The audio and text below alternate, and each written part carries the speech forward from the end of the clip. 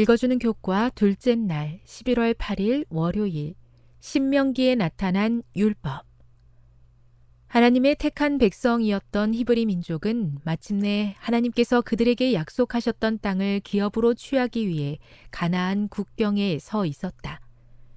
그리고 앞서 살펴본 바와 같이 신명기는 그들이 그 땅을 취하기 전에 모세가 히브리 백성들에게 전한 마지막 가르침이었다. 그 가르침 중에는 그들이 순종해야 할 명령들이 들어 있었다. 다음 성경절들을 읽어보라. 어떤 내용이 반복적으로 강조되어 설명되고 있으며 이것이 백성들에게 중요했던 이유는 무엇인가? 신명기 4장 44절, 17장 19절, 28장 58절, 30장 10절, 31장 12절, 32장 46절, 33장 2절.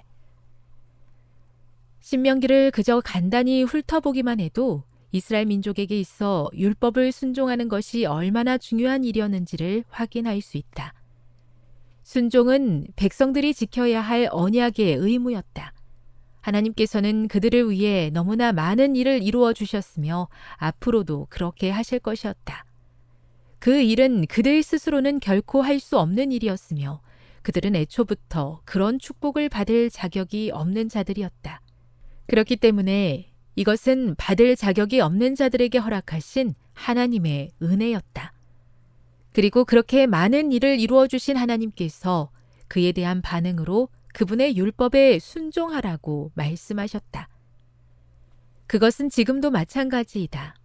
우리를 구원하는 것은 율법의 행위가 아니라 하나님의 은혜이다. 그러므로 사람이 의롭다 하심을 얻는 것은 율법의 행위에 있지 않고 믿음으로 되는 줄 우리가 인정하노라. 로마서 3장 28절.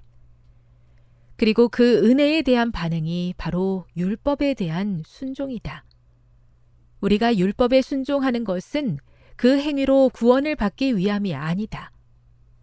그러므로 율법의 행위로 그의 앞에 의롭다 하심을 얻을 육체가 없나니 율법으로는 죄를 깨달음이니라.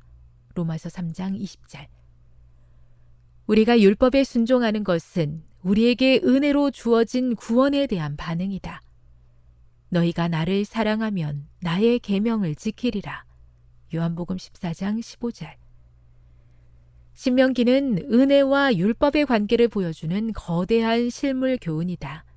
하나님께서는 은혜로 우리를 구원하신다. 이것은 우리 스스로가 결코 할 수 없는 일이다. 이스라엘이 결코 그들 스스로 애굽에서 탈출할 수 없었던 것 같이 말이다. 이에 대한 반응으로 우리는 하나님과 그분의 율법에 순종하며 믿음으로 살아간다. 아담의 타락으로부터 하나님의 계명과 예수에 대한 믿음을 지키는 자들로 묘사된 환난과 짐승의 표의 때를 지나는 사람들에 이르기까지 하나님께서 당신의 언약의 백성들과 맺으시는 관계는 율법과 은혜를 통해 나타난다. 하나님의 은혜는 그분의 율법을 범한 우리를 용서할 뿐 아니라 우리로 하여금 그분과의 언약 관계에서 시작된 진정한 순종을 실천할 수 있게 해준다. 교훈입니다. 이스라엘 백성들에게 수많은 은혜를 베푸셨던 하나님께서는 그에 대한 반응으로 그분의 율법에 순종하라고 말씀하셨으며 그것은 지금도 마찬가지이다. 묵상. 은혜와 율법의 관계에 대해 좀 더 깊이 묵상해 보십시오. 적용. 어떻게 하면 율법을 순종하는 가운데 율법주의의 덫에 빠지지 않을 수 있을까요?